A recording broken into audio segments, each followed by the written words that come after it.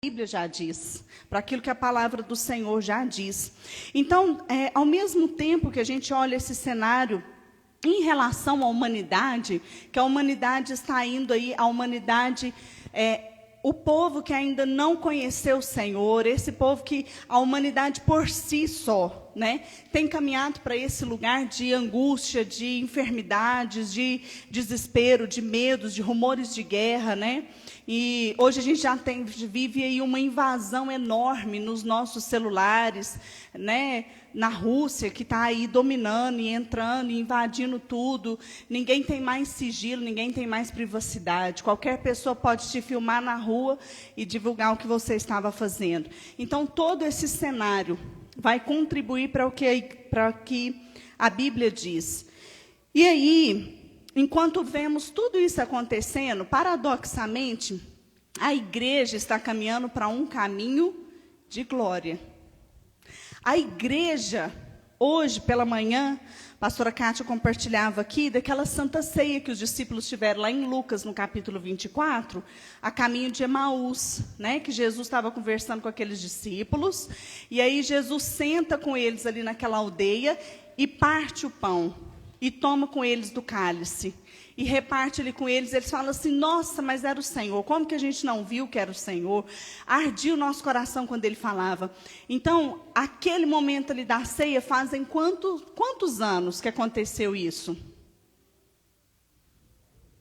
Que Jesus morreu e ressuscitou 2020 anos, certo? Então, o calendário ocidental, daqueles que creem, daqueles que receberam Jesus Cristo, o nosso calendário ele foi dividido, a nossa história humana foi dividida em antes de Cristo e depois de Cristo. Então, fazem 2020 anos daquela Santa Ceia. E a Igreja de Jesus, de lá até aqui, até 2020, vem fazendo a ceia em memória de Cristo. Esse banquete em memória de Cristo. Mas eu quero te falar algo que o Senhor falava ao meu coração essa noite. Que essa igreja aqui hoje, de 2020, ela está muito mais próxima do nosso próximo banquete do que daquela primeira ceia. Você está muito mais próximo, eu e você estamos muito mais próximos de celebrar as bodas com o Cordeiro do que aquela Santa Ceia de 2020 anos atrás. Você entende isso?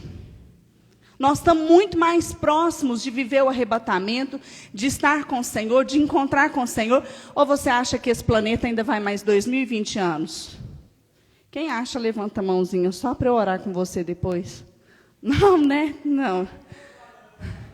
Nós não vai estar vivo, não vai estar aqui para tirar a teima.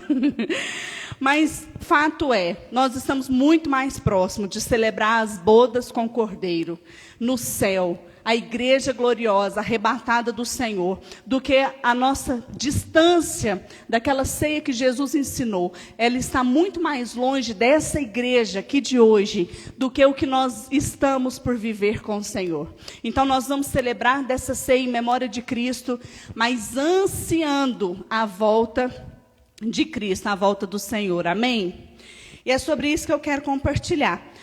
Bom, a primeira questão, tem alguns pontos aqui que antes de entrar na palavra eu quero citar. Quando Jesus voltar para encontrar com a sua igreja nos ares, primeiro vai ser um encontro pessoal, fala comigo, pessoal. Por que é um encontro pessoal? Porque é o próprio Senhor Jesus. Ele não vai mandar apenas os seus anjos, os seus servos, os seus conservos. Vai ser o próprio Senhor Jesus que vai vir de encontro à sua igreja nos ares. E é um encontro pessoal. Da mesma maneira que Jesus subiu aos céus, em carne e osso, e teve o seu corpo glorificado, é aquele mesmo Jesus glorificado, agora sim, né? Não mais aquele Cristo que veio, que se formou, que se diminuiu, que se despiu da sua glória. Pensa Jesus lá sentado no trono com o Pai, com o Espírito Santo. Então Jesus teve que se despir de toda a sua glória, de toda a riqueza do céu, de todo o seu poder, e se transformar minimamente num bebê ir para um ventre, uma roupinha apertada, justa, ali no ventre de Maria, se tornar um zigoto, para que então ele conseguisse viver como um homem, como eu e você, e vivesse na nossa carne, e soubesse das nossas dores. Então ele agora, quando ele voltar, ele não vai vir mais nessa forma, né, nessa humildade, mas agora Jesus vai vir como um rei glorioso, que tem nas suas mãos a chave da morte e do inferno, né, que tem todo o poder, toda a autoridade no céu e na terra. Então ele vem para encontrar, e é o próprio Jesus. Então será um encontro, em primeiro lugar, pessoal. A segunda coisa que será um encontro visível. Toda carne verá, todo olho verá. Aquele que crê, aquele que não crê. Capaz que naquele dia até os cegos verão, viu? Não sei, porque todo olho verá. Então toda a glória do Senhor encherá a terra.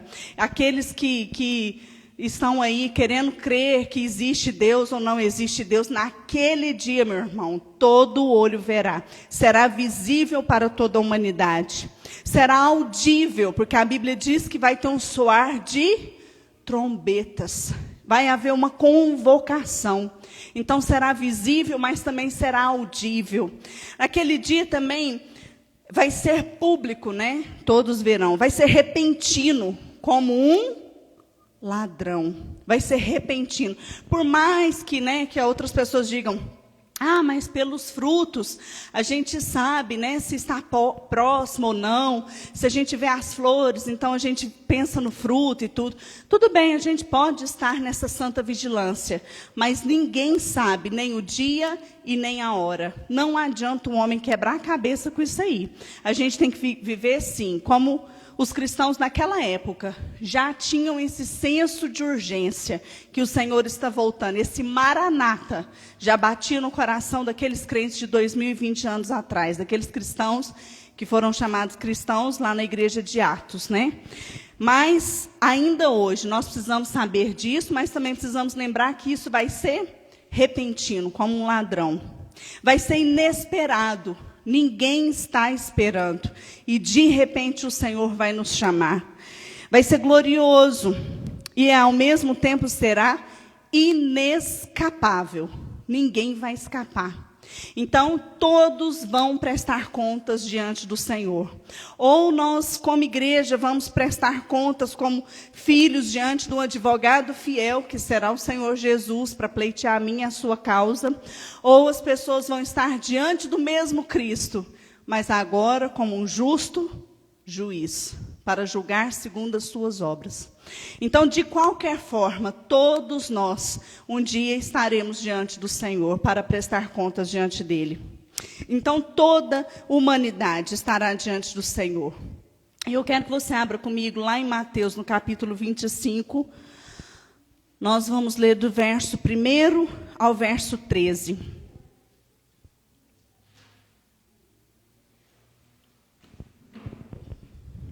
E você fica lembrando aí no seu coração, viu? Desses 2 minutos para meia-noite.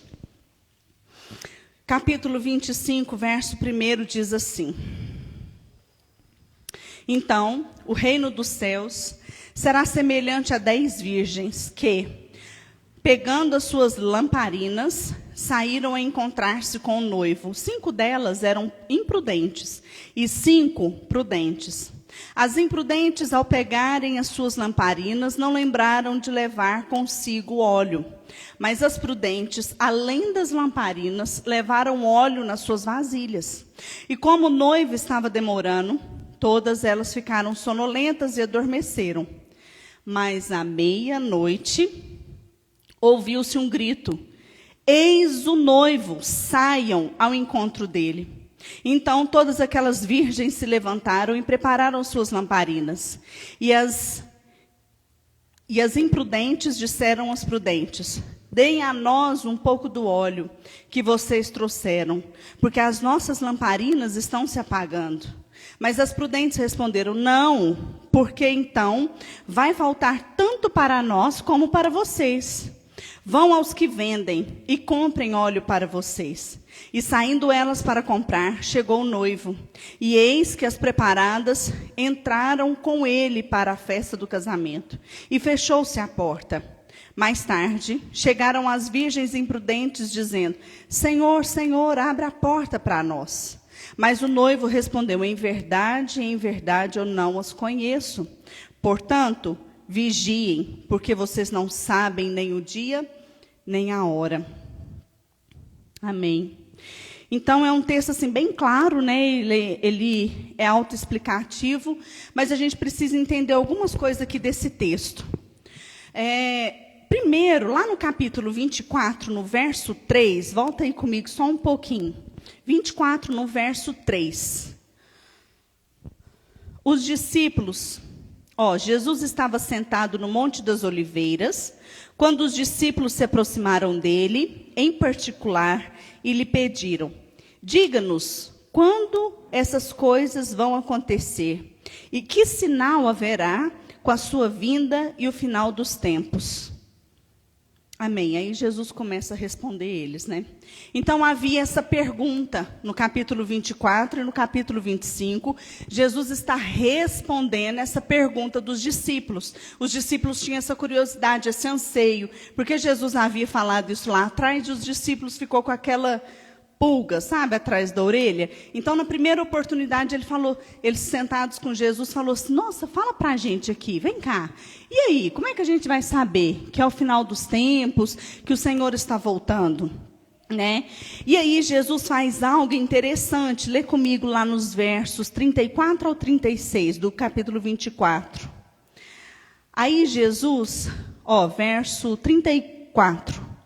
Em verdade, eu lhes digo que não passará essa geração sem que tudo isso aconteça. Pausa. Isso aqui, Jesus estava falando a respeito da derrocada de Israel, que 70 anos depois foi invadido, foi queimado, foi destruído de Jerusalém. Então, sobre isso, Jesus estava falando para aquele tempo, para aquele tempo de destruição, porque 70 anos depois disso aqui, uma geração é de 70 anos. Então, 70 anos depois, veio a perseguição contra os cristãos, e Jerusalém foi destruída e não sobrou pedra sobre pedra. Então, Jesus fala isso. Em verdade, não passará essa geração sem que isso tudo aconteça. Verso 35. Passará os céus e a terra, mas as minhas palavras não passarão. Verso 36. Mas a respeito daquele dia e daquela hora, ninguém sabe, nem os anjos do céu, nem o Filho, senão o Pai. Então, Jesus fez o que com os discípulos? Os discípulos estavam angustiados, querendo saber quando. E Jesus fala para eles a respeito de como. Tira deles o quando e começa a tratar com os discípulos, a partir do capítulo 25, do como. Então, não é sobre quando Jesus vai voltar, mas é sobre como os seus discípulos estarão aguardando por ele. Amém? Então, Jesus fala para eles assim: olha, nem o Filho do Homem sabe. Ou seja, meu irmão, fica frio aí, porque nem o Filho do Homem sabe, senão o Pai que está nos céus. Nem os anjos sabem. Né? Às vezes, assim, é igual a gente aqui na Terra, a gente tem um anseio, né? Tem uma expectativa, uma esperança, na verdade. Mas quem sabe disso é o Pai. Então, assim como o Pai enviou Jesus aqui na terra, assim também o Pai enviará Jesus para encontrar com a sua igreja nos ares. O Pai o enviará. Então, Jesus descansa o coração daqueles discípulos a respeito do tempo, a respeito do quando. E começa a trazer os olhos e o coração daqueles homens para entender a respeito de como eles estariam aguardando isso no Senhor. Então, 3 cenas acontecem aqui na parábola, no capítulo 25. A primeira cena é o de um casamento. Então, Jesus explana uma situação. Qual era a situação? Um casamento. E um casamento, naquela cultura, um pouco diferente do nosso. Ele fala a respeito de um noivo que tarda, de 5 virgens prontas e de 5 virgens não prontas. A segunda cena fala a respeito do noivo que aparece de surpresa, e na terceira fala a respeito das virgens nécias que ficam para trás e que as portas se fecham. Bom, uma coisa interessante da gente entender era o contexto das festas naquela época. Como que acontecia? O noivo, né, ia lá acertar com o pai da noiva sobre o dote. Então, ele já ia lá arrumado, bonitão, e ia conversar com o pai da noiva. Ajustar, falar sobre o dote, organizar a festa e tudo. Mas, enquanto isso, a noiva já estava esperando o noivo. Essas virgens que aparecem aqui, você vê que tem o noivo aqui nessa figura, mas em algum momento fala da noiva? Não fala da noiva nesse texto. Não fala. Por quê? Porque esse texto não é para tratar sobre a noiva. Esse texto é para tratar sobre o noivo, Jesus. E para tratar sobre o banquete que está por vir. Então, essas virgens que estavam aqui, elas representam as madrinhas, é como se fossem as nossas madrinhas de hoje, né, na cultura do nosso casamento. É como se fossem as damas de honra ali que participam juntas, que celebram junto com a noiva. Mas elas não eram a noiva, ok? Amém aí? Vocês estão... Está todo mundo online aqui comigo? E aí eu te pergunto uma coisa, dá para preparar a Patrícia, que gosta de festa, um casamento de última hora? Falar assim, nossa, a Emily vai casar semana que vem, ia dar certo? Porque a Patrícia quase morreu para preparar um casamento. Em quanto tempo, Patrícia? Uns 6 meses? Uns 6 meses. A Patrícia, estou numa correria. Ai, meu Deus do céu, hoje eu vou ver outro vestido, né? Aquilo tudo, e maquiagem, roupa, e dinheiro, né? E tudo. Então, não tem como preparar um casamento em cima da hora. É impossível preparar um casamento em cima da hora. A brasileira, aquele negócio, não vai dar certo, né? E querer organizar ali em cima da hora, não tem como. Então, era disso também que ele estava falando. Então, o noivo, ele chegou. A noiva estava pronta, certamente. Porque depois as portas se fecham, se entende que a noiva já estava lá dentro com o noivo, para poder ter a festa. Quem que atrasou nessa cena? A noiva já estava lá dentro. As daminhas de honra. Então, quem atrasou nessa cena foram os convidados. Aí eu te pergunto, no dia do casamento da Ana Clara, Tiago, nossa, cutuquei, hein? Da Evelyn, que está mais velha, pronto. No dia do casamento da Evelyn, o noivo vai estar lá, glorioso. A Evelyn chega. E aí, vai cancelar o casamento porque os convidados não chegaram? Não. Ah, mas se for o convidado fulano de tal, não tem como você cancelar um casamento porque 1 ou 2 atrasaram para a festa. Eles é que não se programaram, porque o horário do casamento estava claro. O casamento aconteceria. Então, a gente não cancela o casamento porque os convidados se atrasaram. Então, o noivo estava lá. Certamente a noiva entrou, porque não cita, mas se fecharam os portões, é porque a noiva já estava lá para a festa. E as daminhas que atrasaram, né, se entendendo que as virgens, fazendo o papel dos convidados. Então, não tinha como cancelar por causa delas. No capítulo 13 de Mateus... o capítulo 13 ele tem um nome de Mateus de parábolas do reino. Por quê? Porque no capítulo 13 fala assim: o reino de Deus é semelhante a um homem que semeou o joio e o trigo. Também tem outra que fala assim: o reino de Deus é semelhante a um grão de mostarda, que é a menor semente, mas vira a maior das hortaliças. O reino de Deus é semelhante a um bocado de fermento que leveda e faz crescer a massa. Então, ele é chamado de o capítulo do reino de Deus. Então, em todo o tempo, fala assim, o reino de Deus é semelhante a isso, é semelhante àquilo. Mas quando a gente olha no capítulo 25, fala assim, lá no comecinho, então o reino dos céus será semelhante. Jesus mudou a forma que ele estava falando. Então, não era mais uma alegoria, era uma certeza. Não era assim, olha, é semelhante a um grão de mostarda. Não, agora Jesus fala assim, será semelhante a isso. Aí ele começa descrevendo das virgens, né? Das que se prepararam e das que não se prepararam. Voltando lá no noivo, né? Que foi lá na casa do pai e pediu dote para a moça. Geralmente, demorava um pouco esse noivo lá conversando com o pai.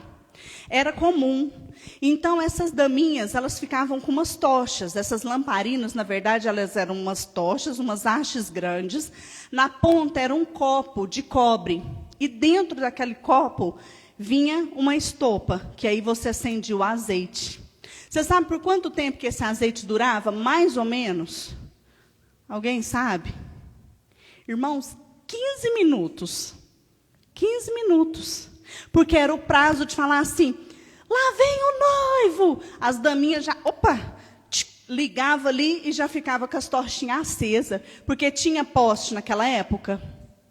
Não tinha CEMIG. Então, elas faziam ali esse papel de iluminar o caminho. Caso o noivo tardasse e precisasse daquela lâmpada, daquela iluminação.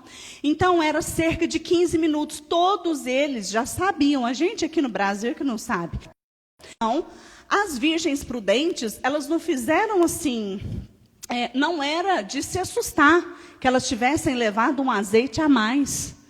O que era de se assustar eram as nécias que não levaram azeite a mais, para repor, se demorasse um pouquinho. Né? Vamos supor que o noivo estava muito longe, demorou ali para sair, para chegar até onde estava a noiva. Então, que durasse mais um pouquinho acesa, até que o noivo chegasse ao encontro da noiva. Todos eles sabiam. Então, por isso que Jesus usa isso como alegoria e exorta, né, com essa parábola. E então, as prudentes levaram e prepararam a mais, mas as tolas não. E é interessante que no verso 9, elas se negam a dar. Né? E a gente poderia pensar, gente, mas no reino a gente não reparte tudo. Né? Se o seu inimigo tiver sede, dá de beber. Né? E se alguém te pedir a capa, dá também a túnica. Não é assim que a gente ouve sobre o reino dos céus? É assim. E aí, por que essas virgens negaram? Ah, não vou te dar, porque senão vai ficar do lado de fora, tanto vocês como a gente também. Só que esse preço aqui, é interessante que elas deveriam ter se preparado antes, assim como as demais, assim como as outras 5. E aí, as imprudentes saíram por um lado e o noivo chegou pelo outro, logo na sequência. E elas ficaram do lado de fora, porque elas não se prepararam antes daquele momento. As portas se fecharam e o banquete iniciou. Quanto tempo que durava uma festa de casamento naquela época? 7 dias. E 7 é um número perfeito, né? Biblicamente perfeito, completo, cheio de toda a plenitude. 7 dias e todos... O arco-íris com as 7 cores, Lari? Ah, que chique. Então, é isso. Então, esse 7, né, esse número perfeito. Por quê? Porque simboliza algo, aponta para a eternidade, esse 7. Esses 7 dias de festa. E aí, eles foram para esse banquete. Então, vem a pergunta para o nosso coração essa noite. Qual é a espécie de convidado que nós somos? Qual é... Quem que nós somos no meio dessa história, dessa alegoria toda que Jesus mostrou?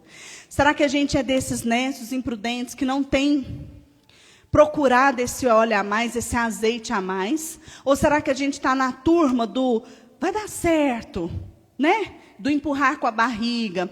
Você sabia que é interessante quando a gente olha assim, nossa, mas... Eles chegaram de última hora, não tinham óleo, as outras tinham óleo. E aí quem não tinha foi pedir para quem tinha, e quem tinha não quis dar. Mas você sabia que isso acontece sempre? Sempre. Isso acontece todos os dias. Como que é isso? Quando alguém te fala assim, nossa, eu estou com uma situação, com uma situação aí que eu preciso muito de oração. Mas eu queria que você orasse por mim nessa causa. Irmãos, não tem problema, viu? Vocês podem fazer pedido de oração, tá em paz. Mas às vezes a gente percebe que aquela pessoa não tem comprometimento de oração com aquela causa que ela está pedindo. Então o que ela quer? Dá um pouquinho desse óleo aí. Dá um pouquinho, porque eu não estou buscando, mas eu sei que você busca. Dá um pouquinho aí, né? Então, às vezes é assim, aí a pessoa quer um pouquinho. Tem como a pessoa pedir de você um pouquinho da sua intimidade que você tem com Deus? Nossa, pastora Paula, dá um pouquinho da sua intimidade que você tem com Deus para mim. Nossa, você é fera aí na intimidade, ó, juntinho com o Senhor. Dá para mim um pouquinho? Tem jeito, irmãos? Por isso que tem um preço. Quando fala assim, vão lá vocês 5 e compram para vocês. Mas qual que é o preço? Isaías 55. Vinde de graça, comprai para vós, sem dinheiro e sem preço. Ó, vou até ler. Quer ver? Ah, todos vocês que têm sede, venham às águas. Vocês que não têm dinheiro, vêm, compram e comam. E vós que venham e compram sem dinheiro e sem preço, vinho e leite. Por que vocês gastam dinheiro com o que não sustenta? E vocês gastam com aquilo que não é pão, e o seu suor naquilo que não satisfaz.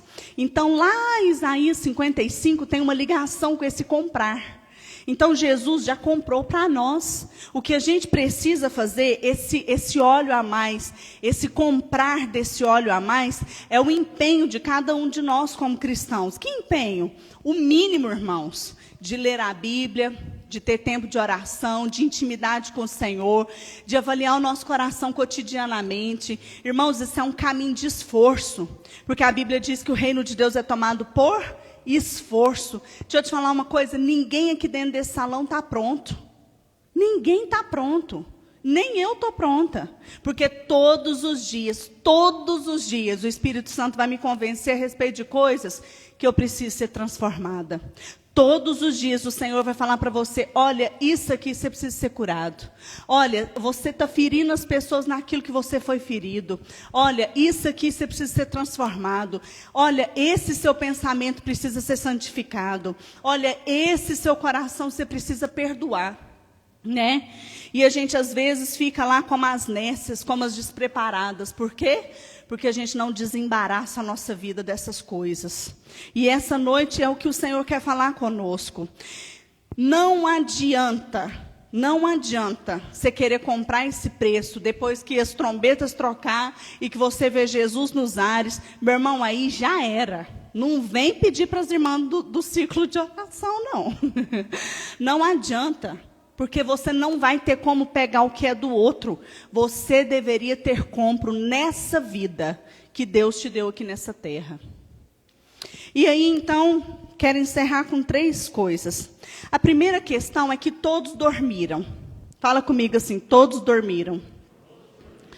Então, dormiram as prudentes e dormiram as nécias. Todos dormiram.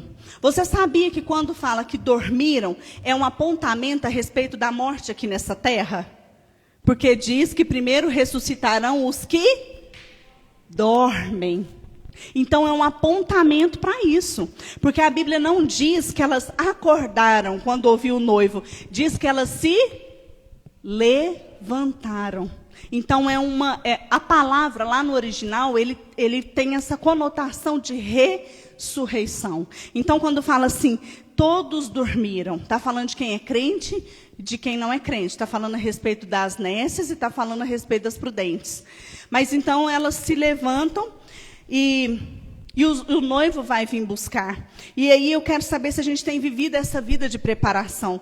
Você tem vivido essa vida de preparação diante do seu Senhor? Eu tenho preocupado com a igreja nesses dias, sabe? No quanto a gente tem orado, no quanto a gente tem buscado, no meio de tanto caos. E parece que uma apatia quer vir contra a igreja. E eu me incluo como igreja. uma frieza espiritual, um entrave, uma coisa ruim. E assim, a Bíblia já diz que nos últimos dias o amor de quase todos se esfriaria. Então há um cenário, né, propício para isso. E aí eu te pergunto, você tem vivido uma vida de preparação diante do Senhor? A segunda coisa é, como que está o óleo na sua vida? Que tanto de óleo que tem na sua botija? Se você fechar seus olhos aí agora, imaginasse diante de você a botija de óleo da sua vida. Em que nível que essa botija está de óleo? Qual é a quantidade que você... Quantos minutos você consegue deixar essa lâmpada acesa? É interessante que é algo assim, dura pouco. A gente tem que estar ali sempre na manutenção desse fogo. Então eu quero que você saia daqui pensando quanto de óleo que você tem na sua botija. E a última coisa, quando fala lá assim, Jesus fala, elas, Senhor, Senhor, abre aqui, nós chegamos. E Jesus fala para elas assim, em verdade eu te digo, eu nem as conheço. Olha só, Jesus está falando assim, olha, se vocês me conhecessem, vocês teriam se preparado. Estava tudo escrito. Se vocês me conhecessem, vocês não estariam nessa situação agora. Porque eu falei, porque eu avisei, porque eu levantei os meus profetas, porque tem a Bíblia, tem a palavra, tem o Espírito Santo derramado. Então o Espírito Santo ele já havia comunicado. O Espírito Santo foi derramado sobre toda a carne, ninguém tem desculpa, nós somos indesculpáveis. Então o Senhor fala assim, eu não os conheço. É o mesmo texto que está lá, a partir do verso 31, quando fala do grande julgamento. Ah, Senhor, mas no seu nome a gente fez isso, no seu nome a gente fez aquilo, no Senhor, a gente fez tantas obras. E o que Jesus fala para aquele povo? Afasta, eu não vos conheço. Eu não vos conheço. É a mesma coisa que ele fala para aquelas virgens. Então, hoje nós vamos ter Santa Ceia do Senhor. Eu quero te falar uma boa notícia. Ainda dá tempo. Você está vivo? Levanta a mão, só os vivos aí. Você está vivo, meu irmão, minha irmã? Então, deixa eu te dar uma boa notícia. Ainda tem tempo para você. Ainda dá tempo essa noite de você se arrepender, de você falar, Senhor, eu consigo ver minha botija, eu acho que eu estou assim com 5% dos meus 100%. Deus, eu acho que eu estou assim 20%, eu preciso crescer no Senhor. Deus, há tantas coisas no meu coração que o Senhor precisa tirar, me ajuda, Senhor.